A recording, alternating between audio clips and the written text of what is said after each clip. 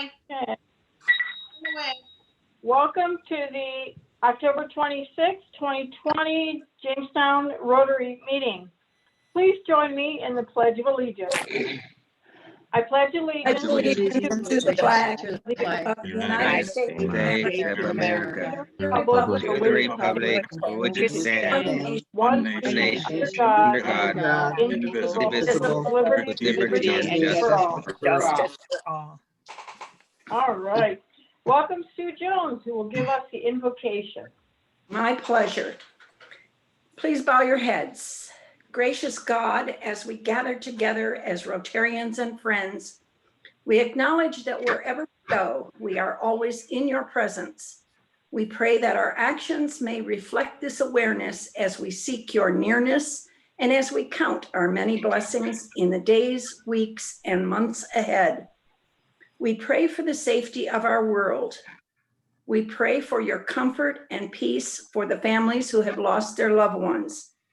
We pray you show us how to end this disease and end the hatred that is in people's hearts. Our voices are small, yet we hope you can hear us. Prayers for America, one nation under God. Amen. Amen. Amen.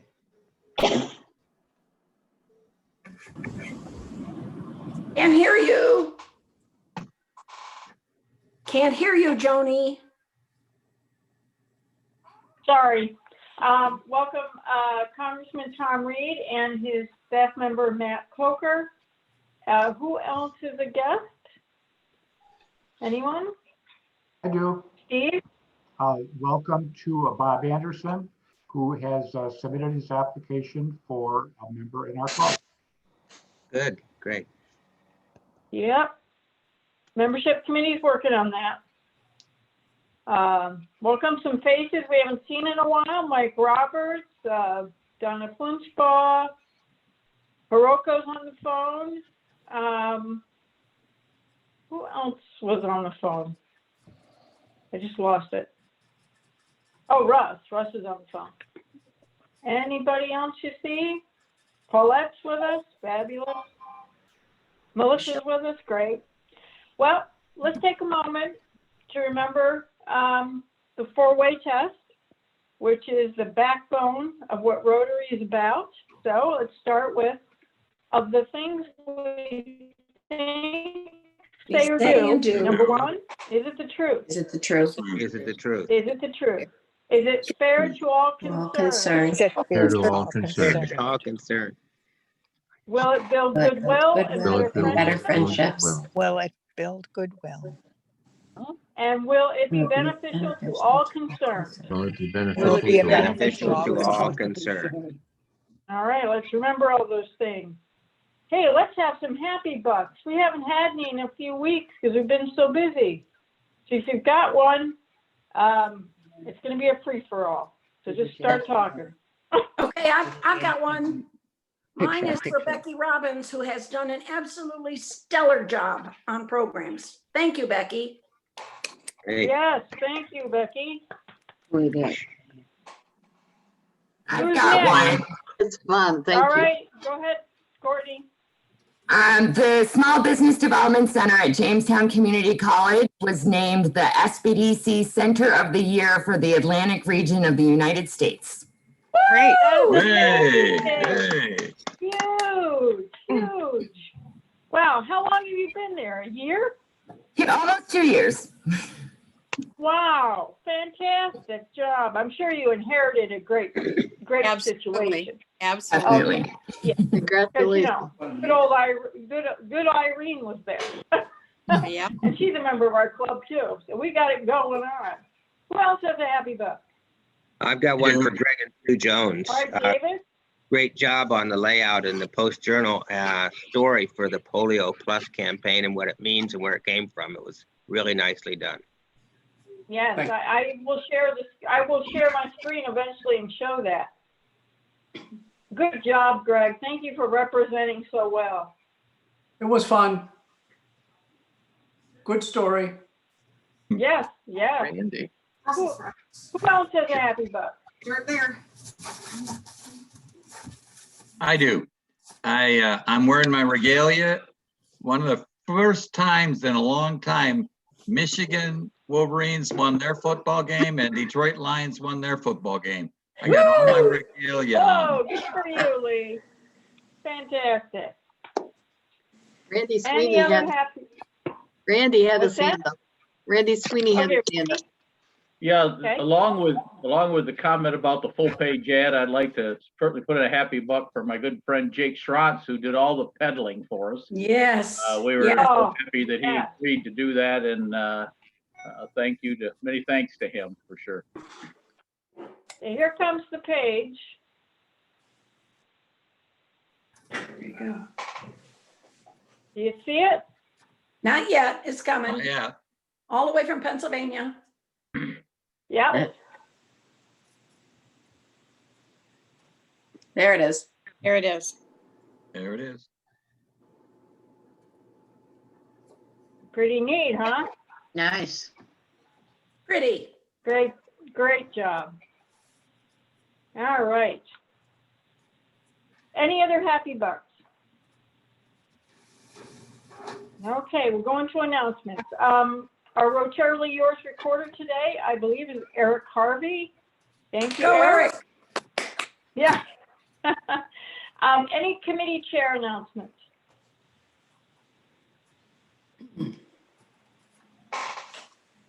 I can't remember if I announced this yet or not, but the vocational committee, we can't do mock interviews at Jamestown High School this fall, but we hope to bring them back in the spring. So I will keep everybody up to date.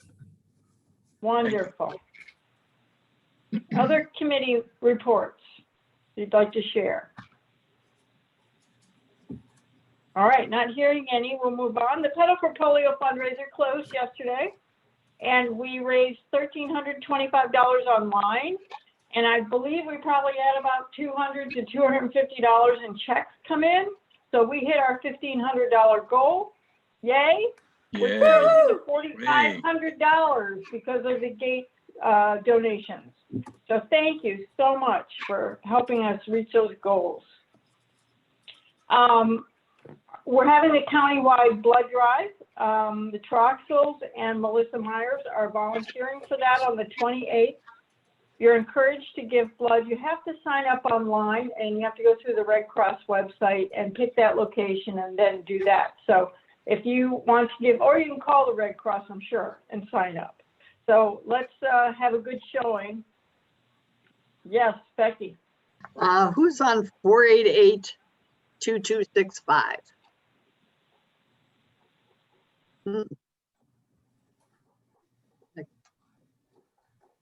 That could be our congressman. No, I don't know. Okay, All right. thank you. Yeah, Becky's taking attendance, and so she's asking about a phone number. 716-488-2265. If that's you, let Becky know it's you. Let me see. We're also Joni, that's my number. I had to dial in on audio. It's Donna. Okay, Oh, Donna well. Flinchbaugh. Okay, Thank you. so you're represented twice, but I'm sorry, it's one man, one vote. So, okay, if you can donate blood, that'd be great. If you can't, send in a few bucks for the cause.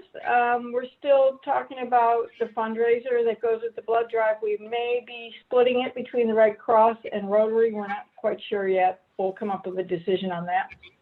All right, remember to Joni? support the club. Yes? One positive advantage of giving blood, not only do you help save people's life, but they will also do a COVID test for you for free. Oh, that's right. Yeah.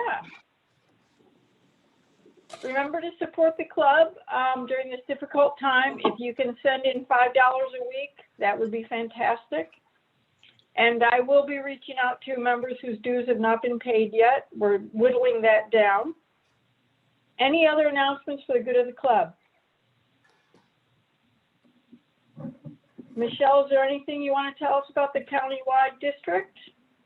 Just that the Pedal for Polio on Saturday turned out to be really kind of over the top. There was so much enthusiasm.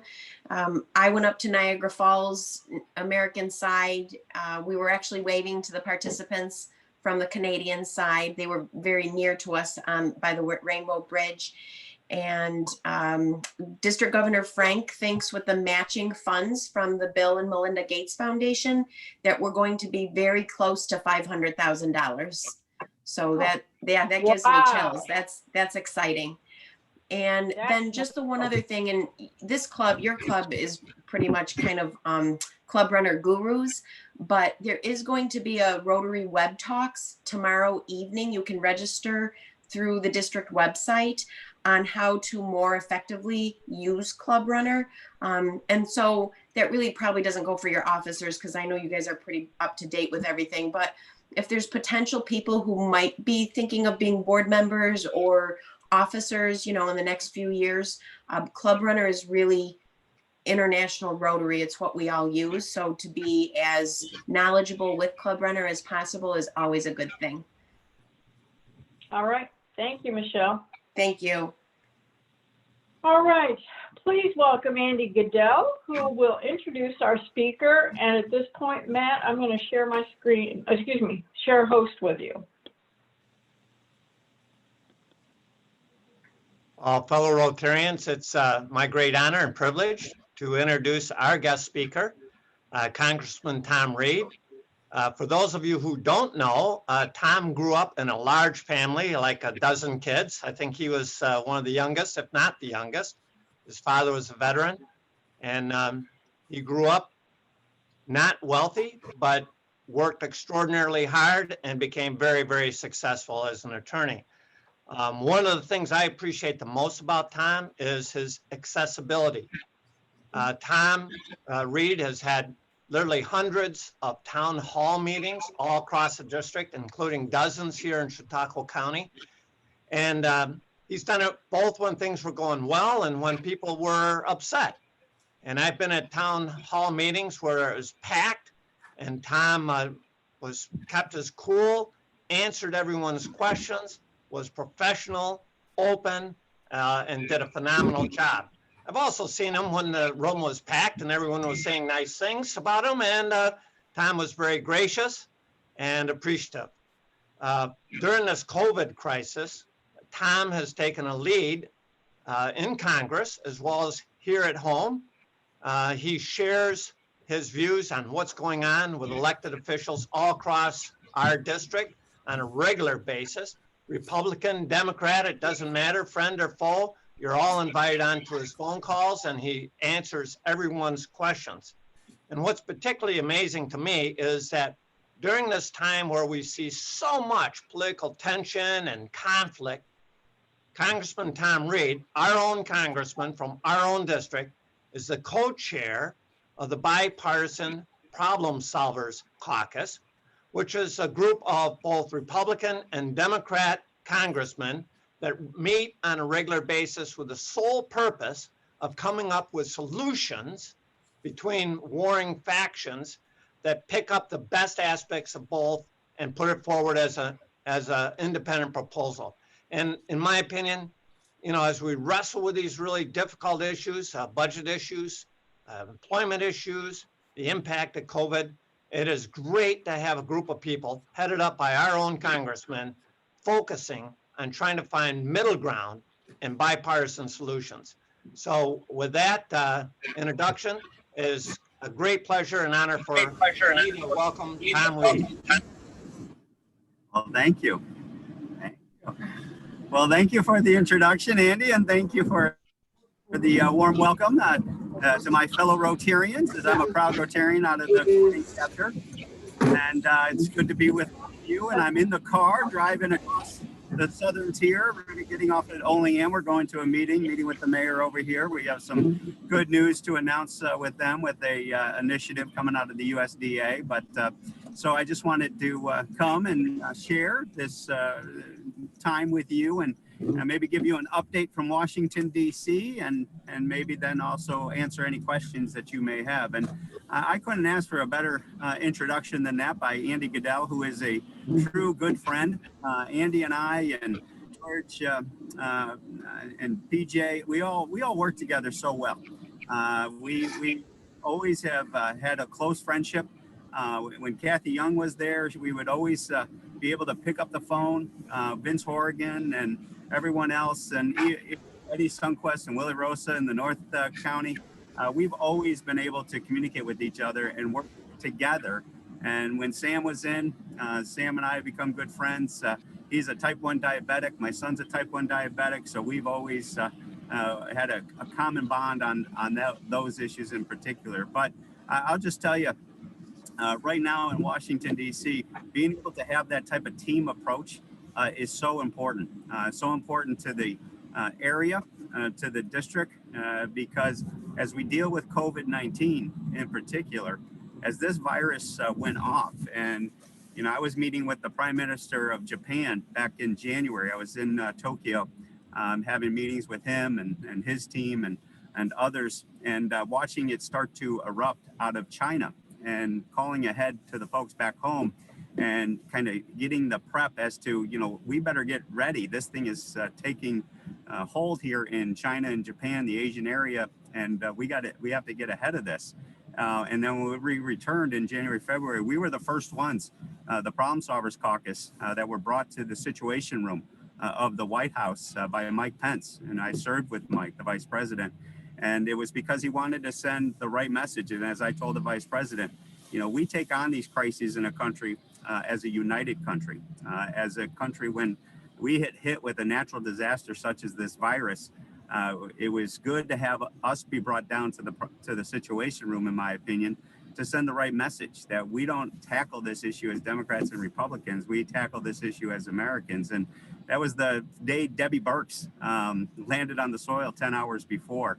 As being deployed over in South Africa. She did a lot of work on AIDS and other areas. And we all know Debbie now, and she's a great leader, very well-trained Air Force general, knows her stuff. And I'll just tell you, it's been an all hands on deck effort ever since. And so being able to work with the local team to make sure that, I'm losing a little battery, sorry about that. Making sure that we're communicating during this time was critical to being able to position the district and to communicate with each other to make sure that the needs of folks were addressed. And I'll tell you, as we go into this winter, all the resurgence, and you're seeing the virus do exactly what we were prepped a few months ago as to what we were concerned about as the winter months came into existence. That the virus would come back, that we would see this resurgence. And all the lessons we learned from February, March, April are paying huge dividends in regards to the allocation of the personal protective equipment for our healthcare workers, all the lessons of the healthcare heroes in order to respond to the virus, as simple as treating folks by rolling them over, not keeping them on their back and putting them on their stomach, are paying huge dividends in regards to treating folks with the virus. And then the speeding up of the treatments. Last week, I don't know if you watched closely, but we just had another treatment approved by the FDA, the remdesivir, if I say it correctly. I always get tongue-tied on these medical terms, but more and more of these treatments are going to be coming out, as well as the vaccine. I'm very confident in telling you, talking to the scientists at the 6 different companies that are out there, and we're getting briefed on, by the FDA officials.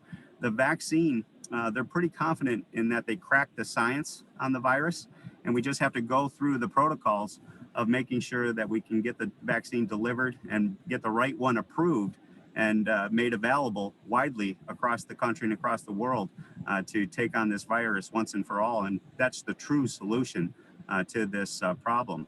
And just to kind of backfill a little bit more information to you, so maybe give you a little hope that we are getting to a point where the vaccine is going to be readily available to us. What we've done under Operation Warp Speed, is what it is called, is we have acquired the inventories of these 6 clinical trials that are going through the final phases. We have pre-positioned and purchased these inventories already. So there's hundreds of millions of these vaccines already out there, already produced, ready to be distributed. And it will be a military operation when they are distributed. for wide distribution. And so it's not as if we have to wait till the vaccine gets approved and then we have to manufacture these drugs, that we have to manufacture the vaccine and go through that waiting period. So what we have done is sped up that process, tremendous amount of time in order to make sure that when the vaccine comes out, we'll be in a position to get that available to folks across the country. And one of the reasons why that's very important to me, and as I told Mike and the folks, the vice president and others as part of the task force, is representing a district that it has a large rural area to it. One of the things we've learned over the years, especially when you deal with a natural disaster, is make sure that the rural communities are thought about and that the logistical needs of those areas are addressed up front. And so we have definitely put a marker down to make sure that was taken care of. The other thing I wanted to put on your radar is, as we responded to the virus and to the pandemic, it was critical that we communicated about the resources that have been available to folks. And that's where you see the stories about the personal protective equipment to our hospitals and our healthcare workers, the nursing homes, Chautauqua Rehab, and then also the money that we were able to secure. We got the $27 million between WCA and Brooks delivered to them for assistance, because as they shut down their non-emergency surgical services and other issues, we were talking to the hospitals on a daily basis throughout the beginning of the pandemic, and now we're talking to them weekly. Now, as we see the virus, we may start even talking to them more so than once a week, to make sure that they have the resources to keep their doors open, keep their people employed, and also the resources to make sure that their inventories for their personal protective equipment are at sufficient numbers and sufficient inventory so that they can have access to those inventories to make sure that they're treating the emergencies, but also critically important that they're treating the non-emergency services that they need in order to attend to people who are having, heart attacks, who are going in for knee surgery or going in for hip replacement, and continue to have that medical demand continue to be serviced as we go through it. And then on top of that, making sure that the small businesses have access. There's been, in the district alone, $240 million secured through the Paycheck Protection Program loan that we were able to assist with. We do regular meetings using the technology to make sure that the banks, the credit unions, from the beginning all the way through, and to anybody who's out there, please call us, please reach out to us if you have any question on the loan forgiveness under the Paycheck Protection Program, for example.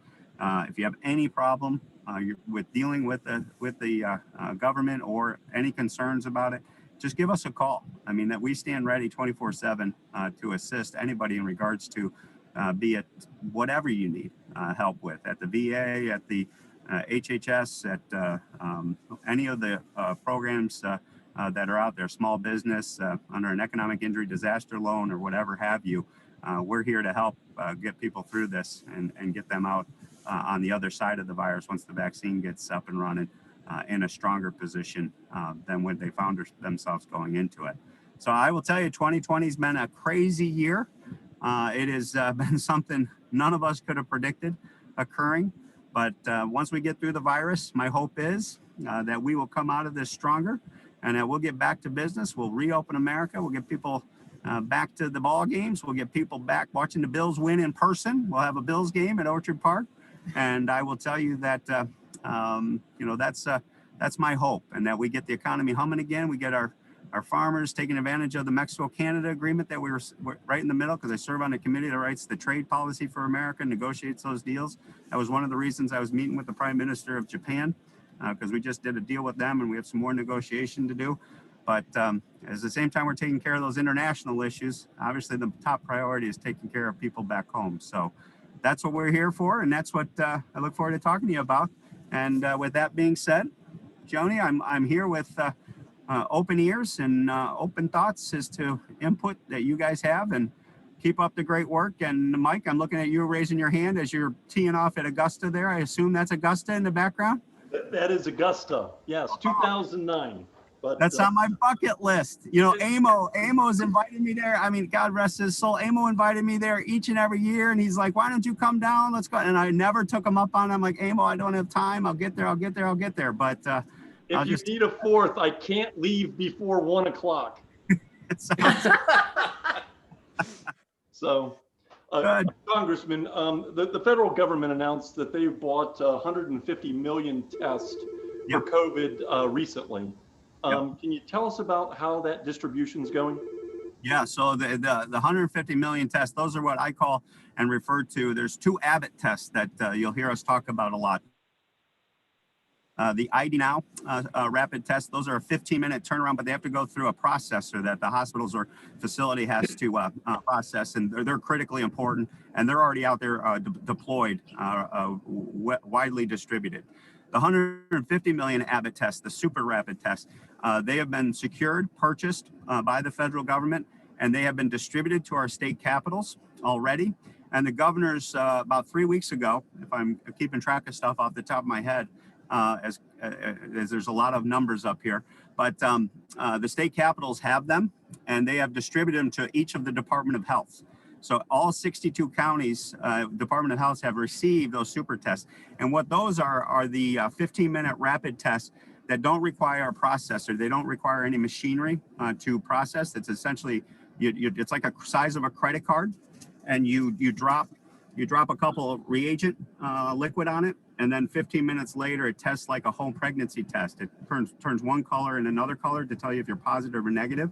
And now those tests are at the county level. And if you watch, as we have these rapid test sites, these drive-through test sites put up, that's primarily where those tests are being deployed so that we can get ahead of the virus, because it's all about a containment strategy, not a mitigation strategy. Containment strategy is where you identify the virus and you do significant contact tracing, and you control the virus by containing it so that it doesn't get through a community spread throughout the community. And so where they will go after that from the Department of Health and the local Department of Health is they're really a test to go to our susceptible populations, like our nursing homes. They have also received an inventory of these, or in the process of receiving an inventory of these. And then our schools is another high priority to make sure that our schools have access to a test resource in order to make sure that they can mitigate spread of the virus. So that's where we're at with those. And remember, we had the Quest diagnostic test that we were able to secure for the district. Those are PCR, those take a little bit longer. Those get shipped off, and those are the ones that take about 8 days, 7 days. We're trying to get that down to 2 days.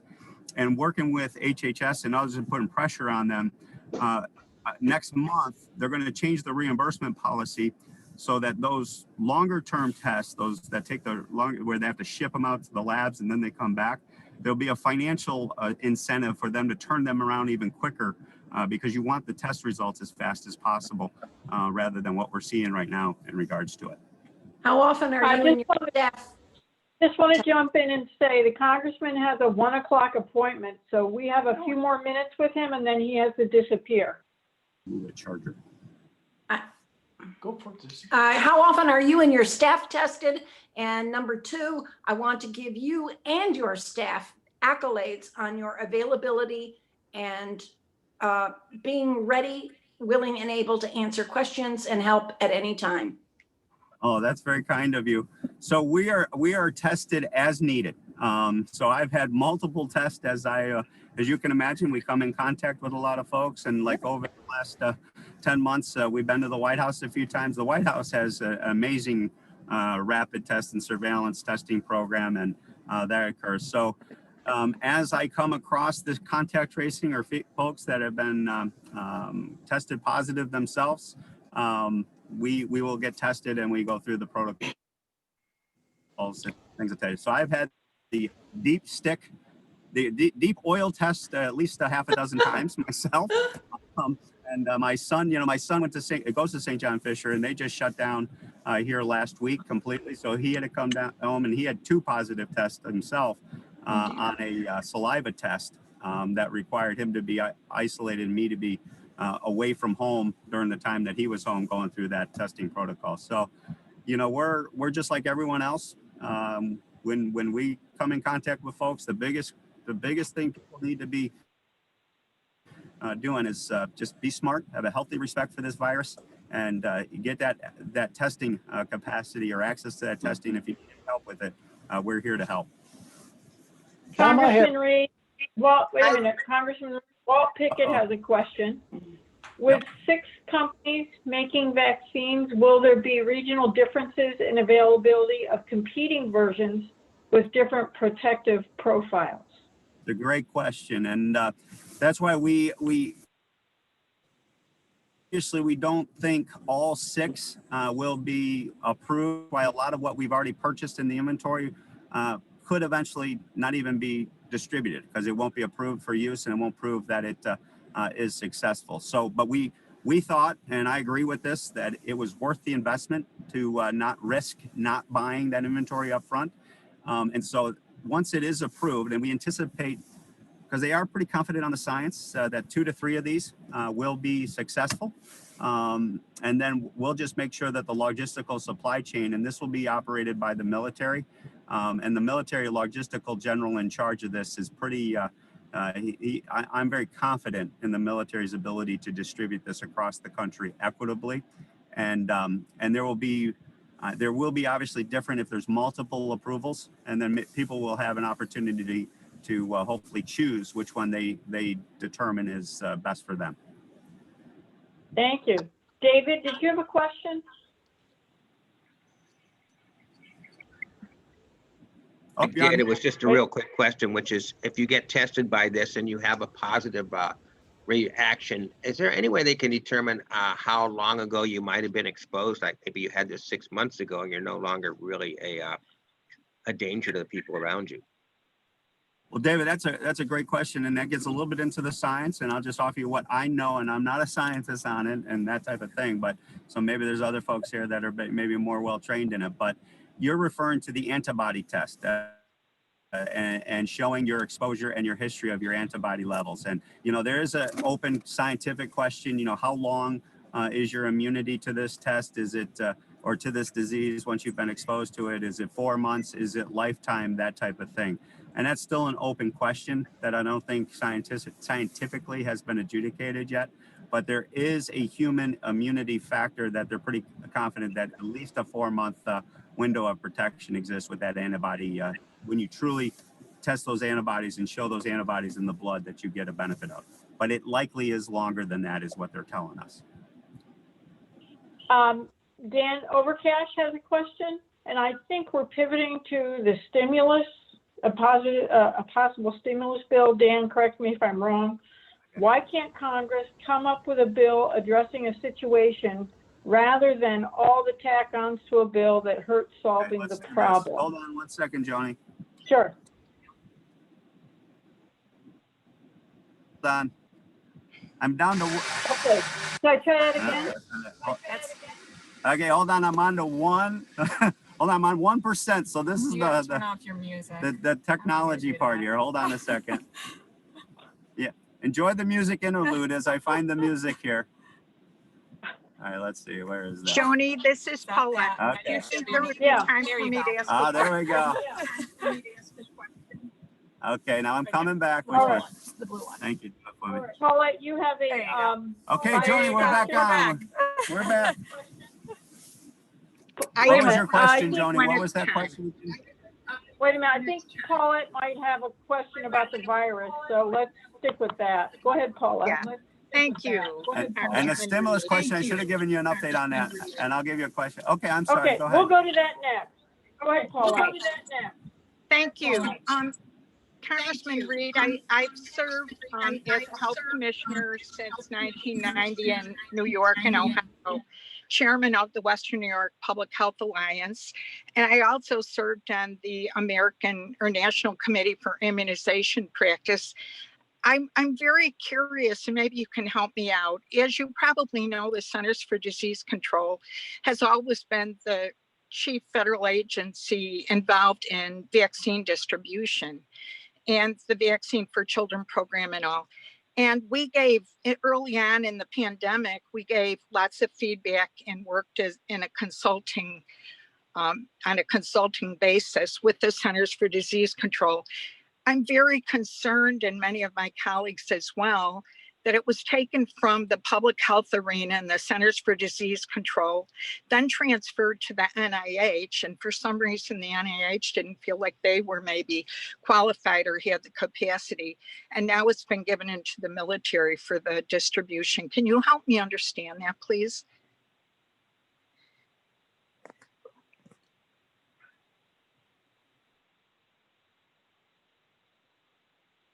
You're muted, Congressman Reed. Sorry. Okay. Thank you. I'm sorry about that. Okay. Yeah, that's the COVID-19 statement, 2020. You're on mute. So I appreciate that, that input, and I will echo, the CDC and NIH are great agencies and great entities that we have long supported and are still involved in the review and approval, obviously, with the FDA and others, of providing information on the vaccine, on what's going on with the treatments, on what's going on with the virus itself and the treatment. And when it comes to the distribution, the logistical issues of dealing with getting this out as quick as possible, because it is such a unique virus in the sense that we haven't seen one of these like this since essentially 1918.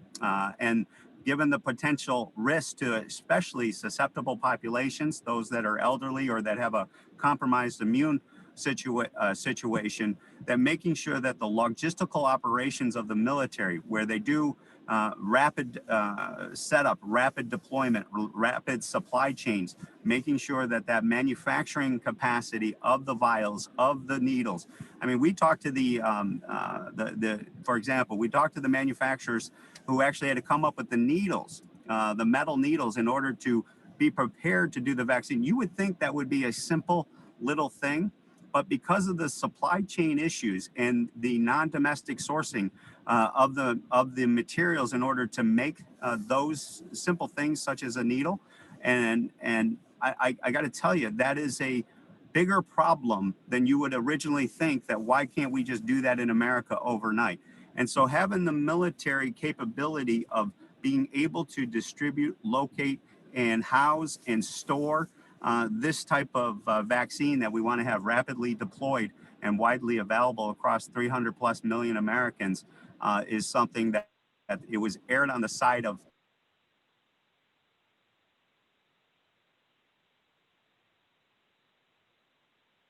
Uh-oh. Well, so there we are. It was aired on the side of caution, period. Yes, apparently.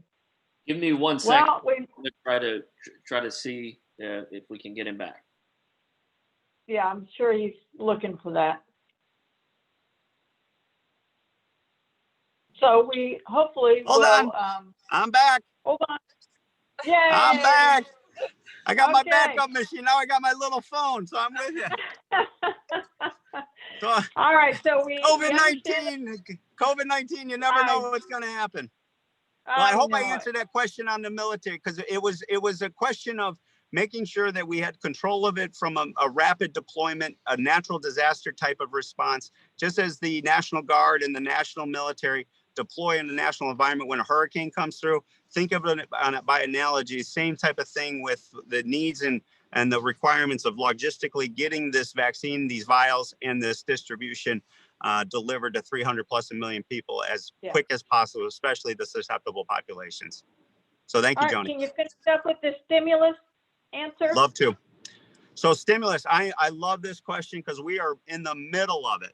And someone said they saw me on Maria this morning on Fox Business. Yeah, I appreciate that.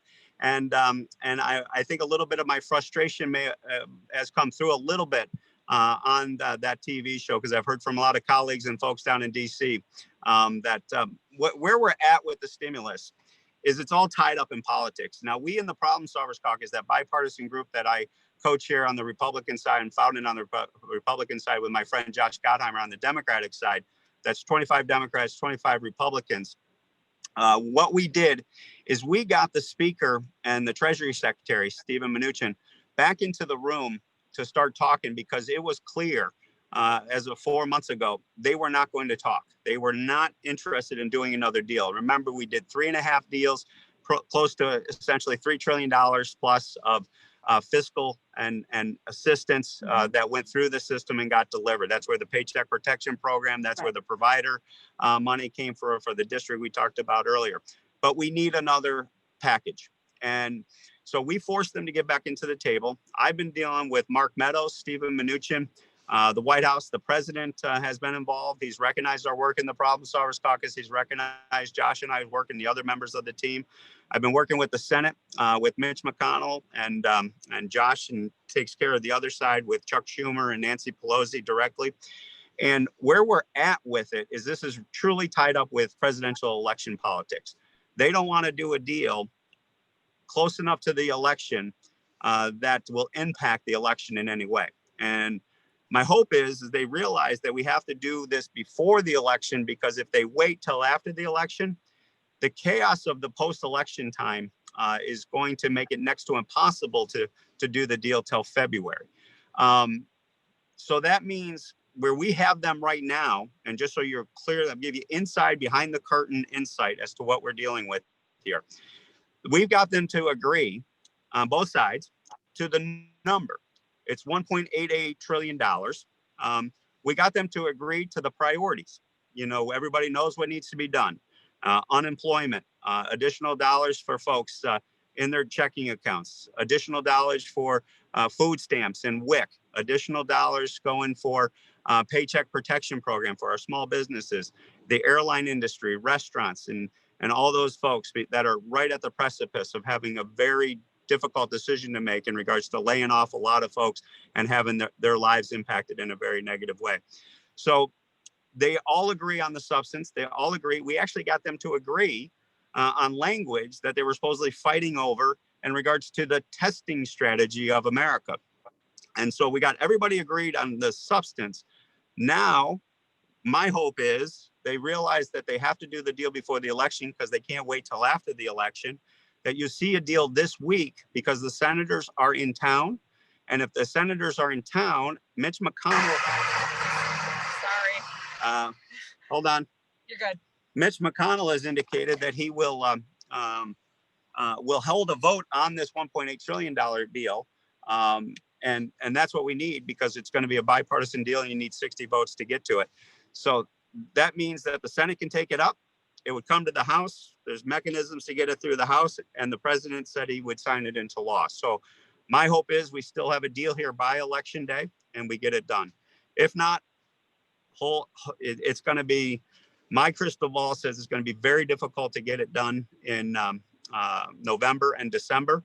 And that this next opportunity will be January into February to get something done. But I'm going to keep pushing because the relief needs to get done now. And these guys who are playing politics with it, I adamantly oppose and think is wrong, as you may have saw on national TV today, where I threw a essentially called BS on that position. Well, thank you. I realize you need to run away here in about a minute and a half to your next appointment. Thank you, everyone. Thank you, Congressman Reed. We will make a donation in honor of you to the Polio Plus Fund to help eradicate polio around the world, because we're this close. It's only in 2 countries now. Amen. Thank you. Well, thank you so much, Joni, and thank you. It's always Tom, and keep up the great work. Rotarians are the best people in the entire world, and I count myself amongst you. So let's just keep fighting the fight. So thank you, guys. You guys do great stuff. Thank you, Congressman. Bye. You're the best. Bye, guys. All right. Next week, our speaker is Dennis Webster from WJTN Radio, and he's going to talk about my life, not mine, his life in radio. So that's going to be very entertaining, I think, very interesting. Remember, Rotary opens opportunities. What opportunities are you going to see this week to make our community a better place? Thank you and have a great week. And we are adjourned. Bye-bye.